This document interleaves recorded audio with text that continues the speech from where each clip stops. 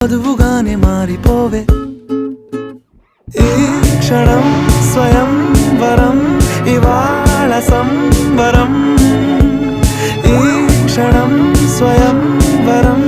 ఇవాళ సంవరం వీడుకోలు లేని తోడు అంది స్వాగతం ఈ క్షణం స్వయం వరం ఇవాళ సంబరం